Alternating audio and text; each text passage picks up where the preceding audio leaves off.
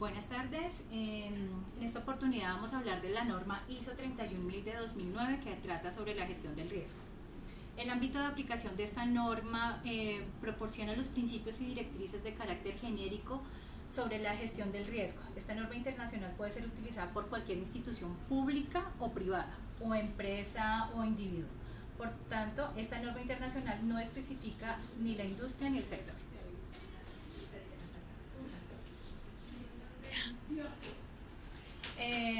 Esta norma nos habla del autocontrol que debemos tener para mitigar los riesgos que se presentan dentro de los procesos de una entidad. Entonces, aquí vamos a hablar del autocontrol. El auto es por uno mismo, por sí mismo. Entonces, tenemos algunos conceptos: el autodesarrollo, que es el compromiso para pensar y decidir por uno mismo; la autosuficiencia, capacidad de abastecerse por sí mismo; el autoaprendizaje, capacidad de aprender por uno mismo en un acto reflexivo; la autonomía, capacidad de tomar decisiones sin intervención ajena; la automotivación, inspiración personal para conseguir lo que deseamos; el autoestima, la capacidad de quererse uno mismo y querer a los demás; la autogestión, capacidad de fijarse sus propias metas y dirigirse hacia ellas; el autocuidado, esmero para cuidar nuestra salud y vernos bien; y la autocrítica, capacidad de autoevaluarse y ser sincero con uno mismo. El autocontrol es la capacidad propia para comprometerme en términos de calidad, normas, procesos y oportunidad de seguridad; ser facilitador de los diferentes procesos; asumir las responsabilidades inherentes a mi labor; cumplir la agenda, cumplir con los horarios; hacer uso de los recursos y tener autocuidado; comprometerme con los resultados eficientes y eficaces; resolver y contribuir a la solución de problemas en forma efectiva y oportuna; asumir el control personal de mi trabajo; ser consistente con mis fortalezas, debilidades y límites. ¿Para qué nos sirve el autocontrol dentro de nuestra gestión dentro de la entidad? Para lograr los objetivos institucionales, para cumplir la misión y la visión, para alcanzar las metas esperadas, para proteger los recursos públicos, para presentar un buen servicio, para satisfacer a los usuarios, para irradiar un buen ejemplo, para nuestro crecimiento personal. Estudios que facilitan el autocontrol: la capacidad de trabajo en equipo, la iniciativa de creatividad, la tolerancia, el compromiso institucional, la habilidad para solucionar problemas, el sentido de pertenencia, la motivación personal y profesional, la capacidad técnica, la cordialidad y el carácter, la flexibilidad.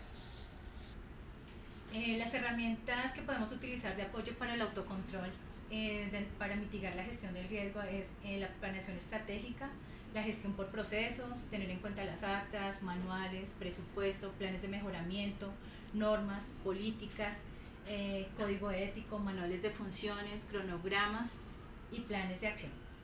Bueno, vamos a ver algunos conceptos.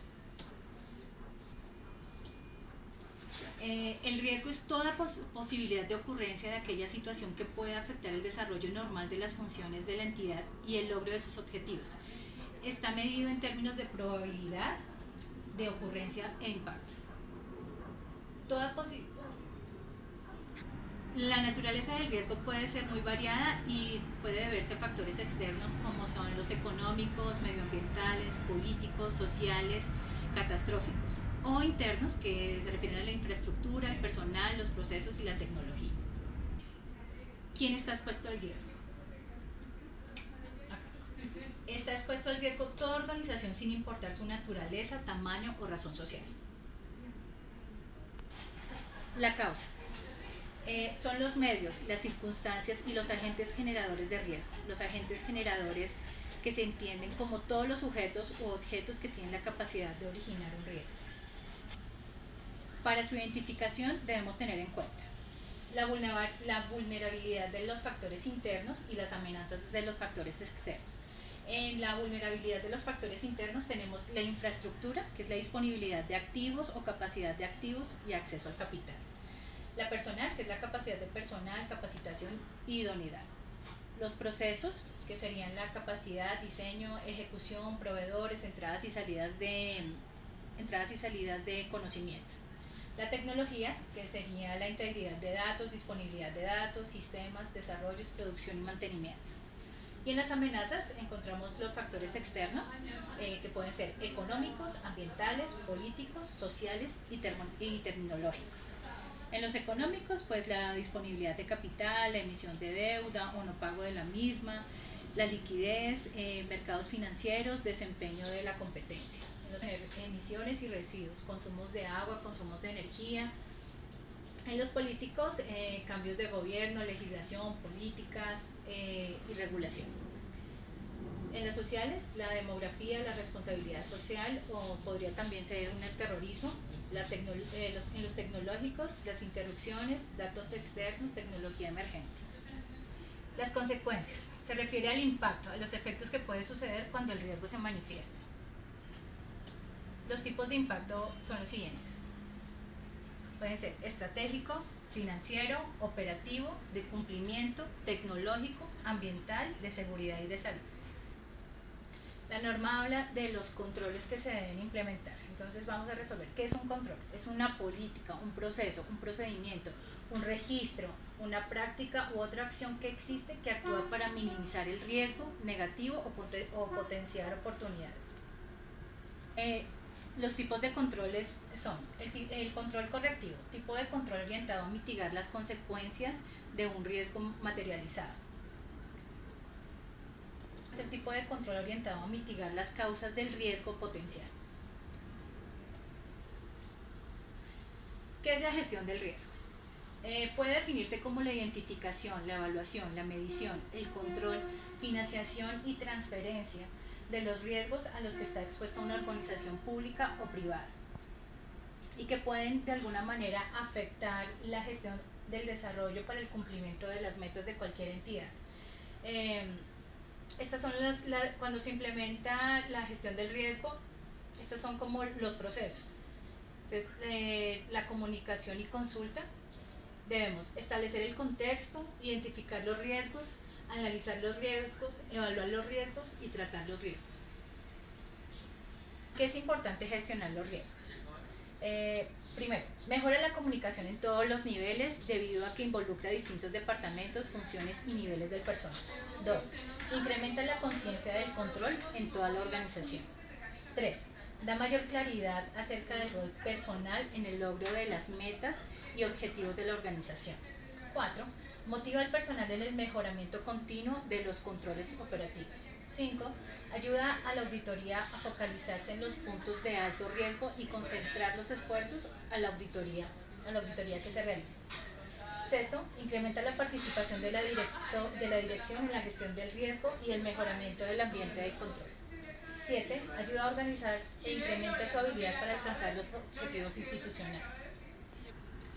El análisis del riesgo. Entonces, una de las formas como se mide es la probabilidad. Es la posibilidad de ocurrencia del riesgo en términos de tiempo. Entonces tiene 5 niveles. El primero sería el raro, que no se presenta en los últimos 5 años. El segundo sería el improbable, al menos una vez en los últimos 5 años. El tercero sería el posible, que es al menos en los últimos 2 años. El 4, el probable, que es al menos una vez en el último año. Y el quinto, que sería el casi seguro, que es más de una vez en el año. El impacto que puede generar la probabilidad del riesgo se mide en 5 niveles. El insignificante, que sería si el hecho llegara a presentarse, tendría consecuencias o efectos mínimos sobre la entidad. Si el nivel es menor, si el hecho llegara a presentarse, tendría bajo impacto o efectos sobre la entidad. 3. Si llegara a ser moderado, tendría medianas consecuencias o efectos sobre la entidad. Si llegase a ser mayor, tendría altas consecuencias o efectos sobre la entidad. Y el catastrófico, que sería el quinto nivel, serían catastróficas las consecuencias o efectos sobre la entidad. La zona de riesgo. La zona de riesgo la podemos medir como un semáforo, se controla así. Digamos, raro, improbable, posible, probable, casi seguro. Si la zona de riesgo es extrema, que está en rojo, se debe reducir el riesgo o evitar compartir. Se requiere acción inmediata. Cuando el riesgo nos da ese valor, debe ser inmediata la acción que se debe tomar. Si la zona de riesgo es alta, se debe evitar, compartir o transferir. Si la zona de riesgo es moderada, se debe asumir el riesgo y reducir el riesgo. Se administra con procedimientos normales de control, se deben hacer acciones que controlen ese riesgo. Y si la zona de riesgo es baja, se debe asumir y generar menores efectos porque pueden ser fácilmente remediados. La norma sugiere que se deben tener estos controles y manejar con estos aspectos la matriz. El elemento del riesgo sería el plan de manejo de riesgos, las acciones preventivas que se deben implementar, la acción o tratamiento, el indicador, el plazo de ejecución, el responsable y el plan de contingencia. Aquí vamos a ver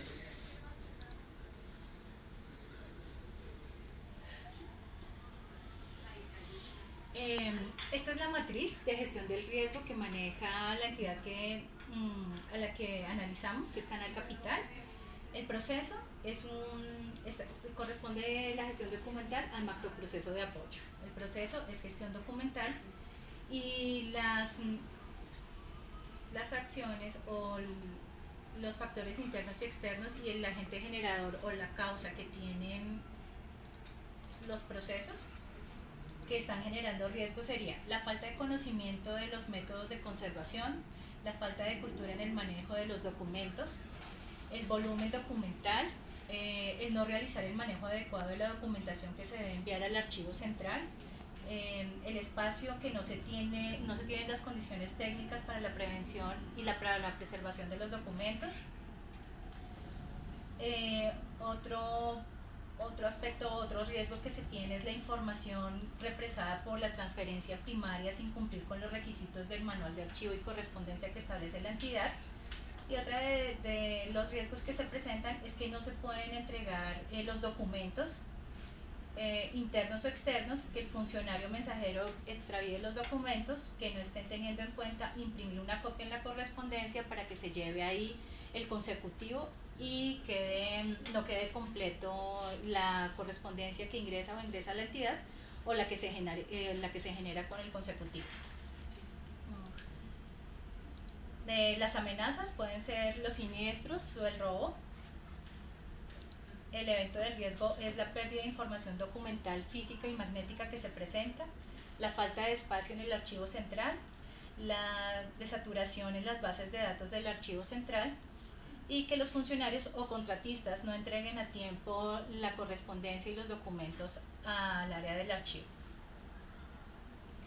La consecuencia que está generando este riesgo es la pérdida del patrimonio documental e importancia para la entidad, la pérdida de la memoria institucional, las sanciones pecuniarias y disciplinarias sobre los entes de control y vigilancia, el que no se pueda realizar las transferencias primarias por falta de espacio de almacenamiento en el archivo central, el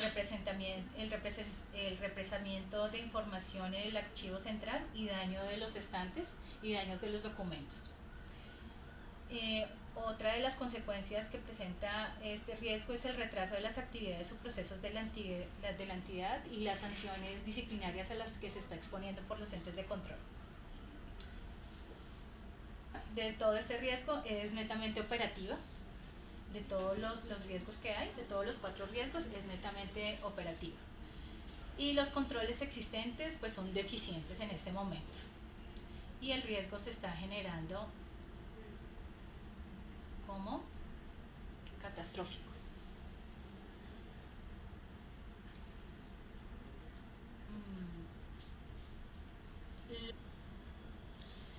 La estrategia de la administración para mitigar el riesgo es la siguiente. Primero, evitar el riesgo, reducir el riesgo y compartirlo o transferirlo. Reducir el riesgo y transferir y compartir en todos los 4 riesgos. El plan de contingencia en este momento es aplazar las transferencias primarias por la falta de espacio en el archivo central. Las actividades que se están realizando en este momento es hacer seguimiento a los procesos para verificar si se están aplicando las tablas de retención documental. Se debe contratar un grupo interdisciplinario para aprobar las tablas de retención documental,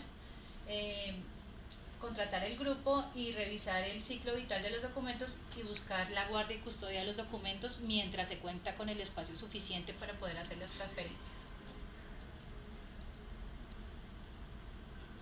Esta sería la matriz que se está manejando actualmente en el proceso de gestión documental.